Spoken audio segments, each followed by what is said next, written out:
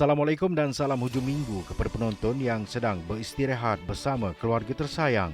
Bertemu kembali di dalam program Lensa Global yang akan membawakan anda perkembangan semasa dan terkini yang berlaku di seluruh pelosok dunia.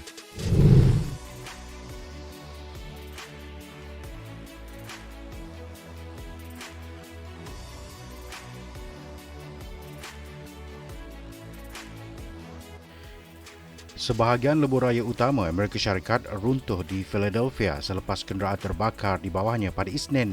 Pegawai bandaraya dalam satu kenyataan berkata laporan awal menunjukkan sebuah lori tangki terbabit dalam kebakaran itu namun tiada kecederaan dilaporkan. Video menunjukkan kenderaan kecemasan dan pekerja berkumpul di sekitar bahagian besar jejantas yang hangus dan runtuh.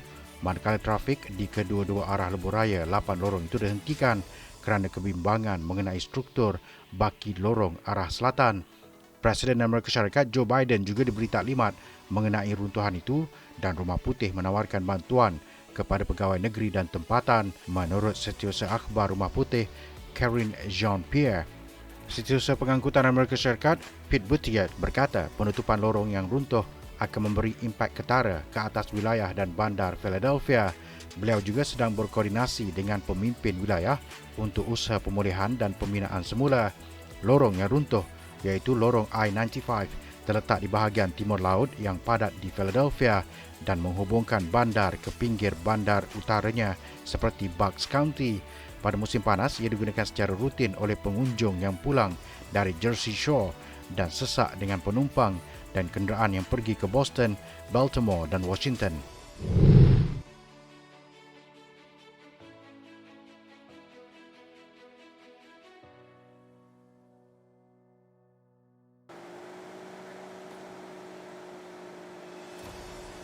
Sepuluh maut manakala 11 lagi cedera dalam nahas sebuah bas di wilayah Hunter, utara Sydney menurut polis pada Isnin.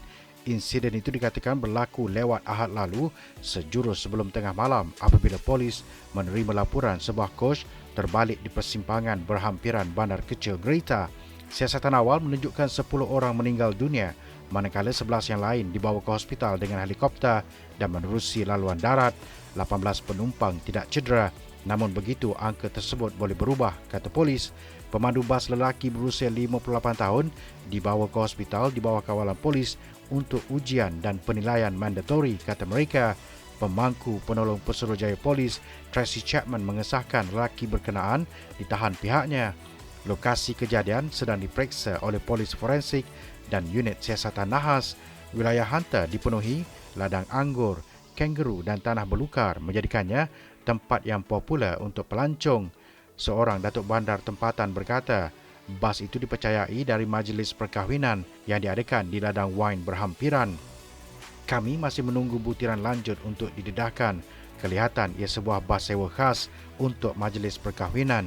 J. Suwal, datuk bandar Chestnut, J. Suwal memberitahu media.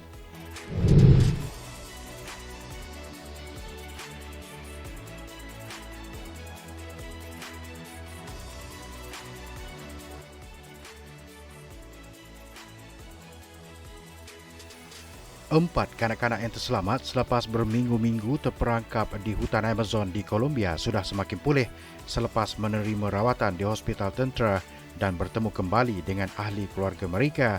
Adik-beradik itu, Leslie Jacobomber Mokutoi 13, Soleni Jacobomber Mokutoi 9, Tian Nore Ronok Mokutoi 4 dan Christine Nariman Ronok Mokutoi 11 bulan. Antara penumpang yang sedang dalam perjalanan dengan pesawat Cessna 206 ketika ia terhempas pada 1 Mei lalu berhampiran wilayah Guaviare. Empat beradik itu sangat gembira melihat dan bertemu semula ahli keluarga, kata datuk mereka Fidencio Valencia, lapor media. Seorang pegawai hospital mengatakan empat beradik itu sudah mahu bercakap sedikit, malah 2 daripada mereka sudah mula bermain. 4 kanak-kanak itu ditemukan pada Jumaat minggu lepas selepas lebih sebulan pencarian oleh tentera dan penduduk tempatan. Dalam kejadian berkenaan, pesawat yang mereka naiki terhempas pada 1 Mei lalu, menyebabkan ibu mereka, Magdalena Mokutoi dan 2 juruterbang terbunuh. Pasukan penyelamat mengesan mereka di dalam hutan pada hari ke-40 apabila menemui kesan tapak kaki dan buah yang sudah digigit. 2 daripadanya masih terlalu kecil, termasuk bayi tidak sampai setahun dan budak 4 tahun menghabiskan masa di dalam hutan dengan jagaan kakak sulung Leslie 13 tahun. Mereka terselamat dengan memakan tepung dan biji benih yang mereka temukan dalam serpihan pesawat dan selain buah di hutan, kata Valencia.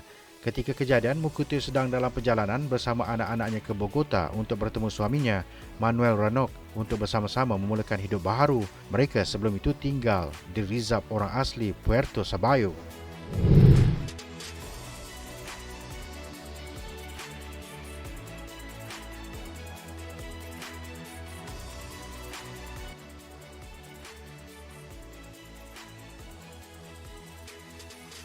Polis Britain pada Selasa menutup bandar Nottingham, tengah England selepas 3 orang ditemui mati dan sebuah van cuba merempuh 3 yang lain. Seorang lelaki berusia 31 tahun ditangkap kerana disyaki membunuh, kata polis sambil menambah pihaknya turut menyiasat insiden melibatkan van tersebut yang disyaki mempunyai kaitan. Polis dihubungi sejurus selepas pukul 4 pagi waktu tempatan selepas 2 orang ditemui mati di atas jalan. Mayat seorang lagi lelaki ditemui di sebuah lokasi berlainan. 3 orang yang terlibat dalam insiden van itu sedang dirawat di sebuah hospital. Demikian menurut kenyataan polis. Penduduk tempatan, Glenn Grattan, berkata dia tersedar sekitar pukul 5 pagi oleh bunyi sebilangan kereta polis melintasi kediamannya. Kereta-kereta polis berterusan muncul, jadi saya sedar sesuatu yang serius berlaku di sekitar pusat bandar, katanya. Ini adalah insiden tragis dan ngeri yang meragut nyawa 3 orang. Kami percaya 3 insiden ini saling berkaitan dan kami menahan seorang lelaki, kata Ketua Konstable Kate Mano. Rakaman televisyen menunjukkan pusat bandar Nottingham ditutup dengan kehadiran sebilangan besar anggota polis.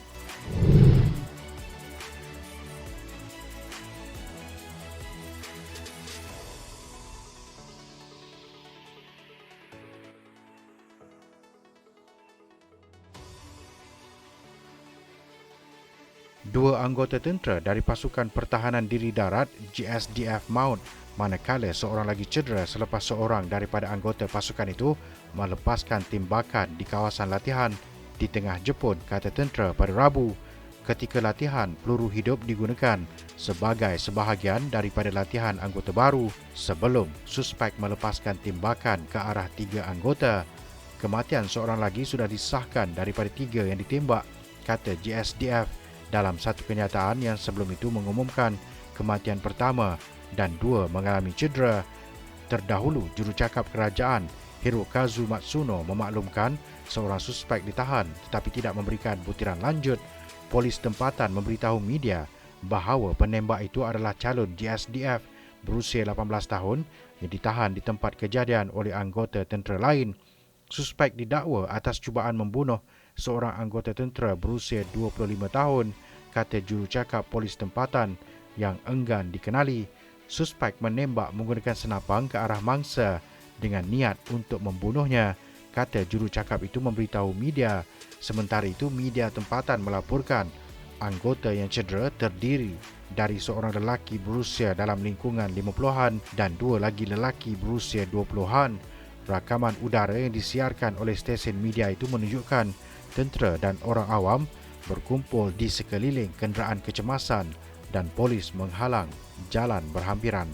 Seorang penduduk tempatan memberitahu media melihat beberapa kenderaan kecemasan bergegas ke kawasan itu sekitar jam 9.30 pagi waktu tempatan, tetapi tidak mendengar apa-apa sebelum itu.